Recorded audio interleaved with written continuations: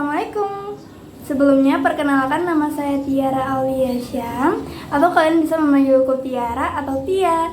Saya adalah mahasiswi dari Universitas Muhammadiyah Gorontalo, jurusan Ilmu Hukum. Nah, di sini Tiara mau ngasih tahu ke teman-teman kenapa sih kita harus jadi seorang pengusaha. Nah, pengusaha itu sendiri atau biasa kita sebut dengan entrepreneurship.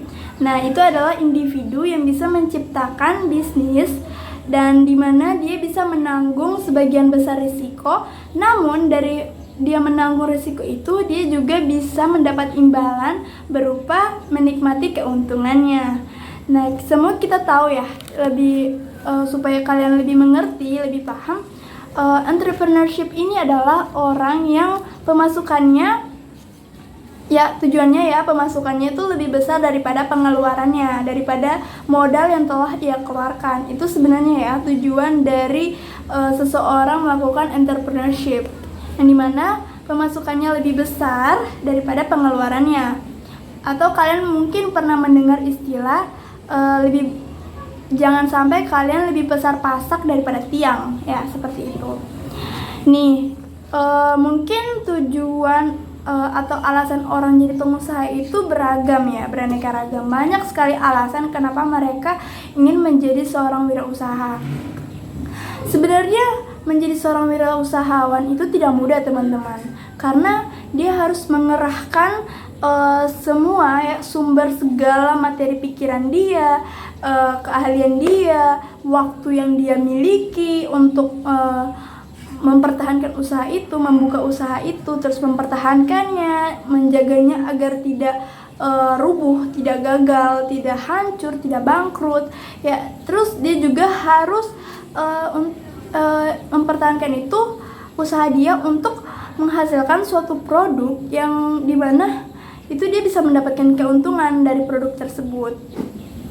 Sebenarnya berbicara tentang menjadi pengusaha itu sudah tidak sulit teman-teman, karena segala informasi yang ada ini semua sudah ada di internet. Kita bisa mengaksesnya dari mana saja, kita bisa mendapatkan ilmu ini dari mana saja. Kalian bisa belajar dari orang-orang yang udah sukses terdahulu, karena udah banyak sekali nih, terutama di Indonesia. Tiara tahu di Indonesia itu sudah banyak ya pengusaha-pengusaha sukses. Bahkan anak kecil saja, anak kecil itu udah ada penghasilannya sampai miliaran. Bahkan usahanya tuh bisa sampai ke luar negeri gitu loh. Kita harus jadi pengusaha itu sebenarnya kita semua bisa jadi pengusaha ya. Balik lagi, kita semua bisa jadi pengusaha. Mau kalian profesi apapun, mau kalian dokter, perawat, jaksa, pengacara, presiden sekalipun, itu kalian bisa buka usaha. Karena usaha itu ini ya namanya, kita bisa buka usaha itu walaupun profesi kita mungkin bukan dari jurusan ekonomi atau jurusan yang membahas tentang penjualan, omset dan sebagainya. Teman-teman, di sini Tiara mau ngasih informasi kepada teman-teman. Mungkin kalian ada di sini yang pengen buka usaha tapi masih malu, masih ragu. Kalian gak perlu khawatir teman-teman. Dulu Tiara pada tahun 2021, waktu itu Tiara lulus SMA. Sebelum Tiara lulus SMA, itu Tiara kelas 12. Di situ udah COVID. Teman-teman, udah COVID-19 ya. COVID itu kita diwajibkan untuk di rumah saja, yang dimana Tira bener-bener kalau bisa dibilang stres banget di rumah aja, nggak dapat pemasukan, nggak dapat uang jajan, nggak dapat penghasilan gitu loh, belum kerja juga kan. Nah, di situ Tira mulai berpikir bagaimana sih caranya agar kita bisa dapat uang jajan. Atau mungkin sekarang yang udah kuliah, bagaimana sih caranya bisa bayar SPP sendiri, bisa bayar kuliah sendiri. Kalian bisa buka usaha guys. Usaha itu bisa apa saja, yang selama kalian suka ya. Tiara ada beberapa tips nih ya buat teman-teman yang mau buka usaha. Yang pertama, itu kalian fokus aja nih dulu satu bidang. Kalau kalian masih pemula, kalian bisa fokus aja dulu satu bidang, satu peluang bisnis yang benar-benar kalian tahu kalian benar-benar suka sama bisnis ini, mau bagaimanapun, misalnya yang beli cuma satu orang 2 orang, kalian tetap suka sama produk yang kalian jual ini, kalian tetap suka dengan bisnis tersebut.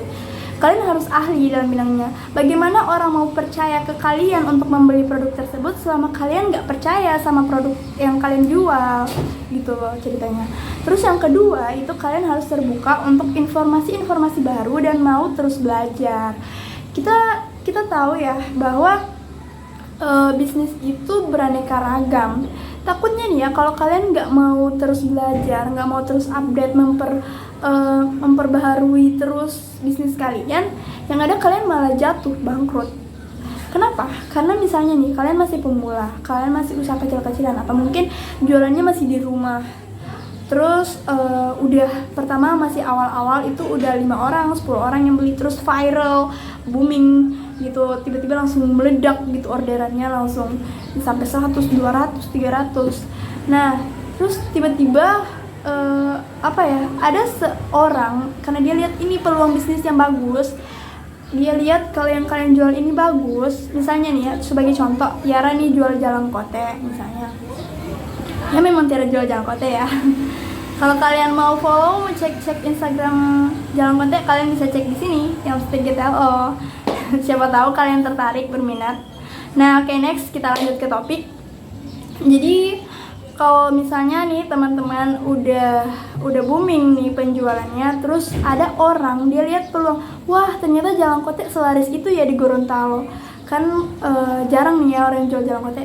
Saya kan orangnya asli Makassar misalnya nih. Ini orang ini, saya mau buka juga usaha jalangkote tapi lebih wow gitu, dia langsung bikin hub perusahaan yang besar gitu.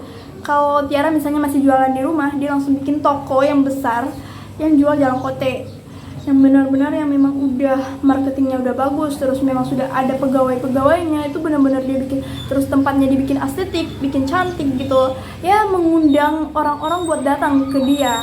Meskipun dia masih baru, tapi karena orang sudah tahu ya namanya jalangkote, dia udah orang-orang sudah tahu, terus pasti semua pelanggan, mungkin beberapa kabur.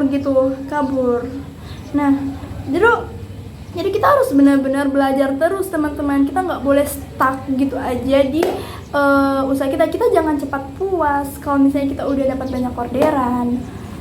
Itu dia teman-teman. Jadi kalian harus tetap terbuka untuk informasi baru. Yang ketiga itu adalah metode langit.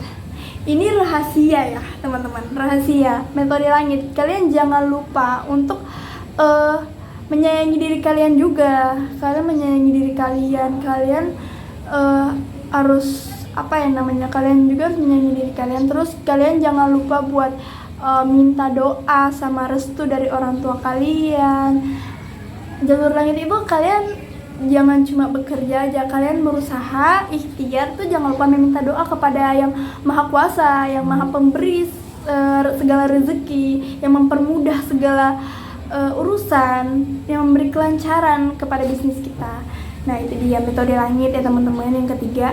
Terus yang keempat itu kalian belajar dari kegagalan orang lain. Ini yang paling efektif sih sebenarnya kalau masih pemula. Kalian harus banyak-banyak nonton cerita motivasi. Banyak sih di TikTok, di YouTube udah banyak ya pengusaha-pengusaha yang udah sukses, yang membagikan kisah mereka, yang kaya tambah kaya, yang miskin juga bisa jadi kaya gitu. Kalian bisa belajar dari pengalaman orang lain. Terus yang kelima itu adalah komitmen dan rajin evaluasi. Jadi tanpa yang kelima ini, kalau kalian nggak komitmen, kalian misalnya masih awal, kalian buka usaha jalangkote, terus besoknya karena kalian merasa udah nggak laku ini jalangkote, kalian buka lagi, misalnya tiba-tiba langsung dari kuliner ke fashion, kalian jual baju, kemeja anak sekolahan, kalian labil gitu loh, nggak fokus ke bisnis kalian yang pertama ini, bakal hancur guys. Kalau kalian bakal buang-buang duit aja, buang-buang energi gitu. Jadi kalian fokus dulu ke bisnis kalian yang saat itu, yang benar-benar yang kalian suka ya, yang kalian benar-benar kuasai full. Mau bagaimanapun kalian harus tetap berusaha agar bisnis itu nggak hancur.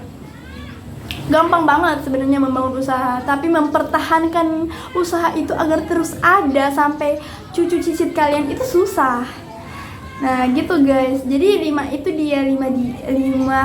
tipsnya. Kalian harus fokus pada satu peluang bisnis. Yang kedua itu kalian terbuka dan mau terus belajar, menggali informasi baru. Yang ketiga metode langit, kalian minta restu nih sama Tuhan yang maha kuasa dan juga orang tua kalian tentunya. Yang keempat itu belajar dari pengalaman atau kegagalan orang lain. Dan yang kelima kalian komitmen dan rajin evaluasi.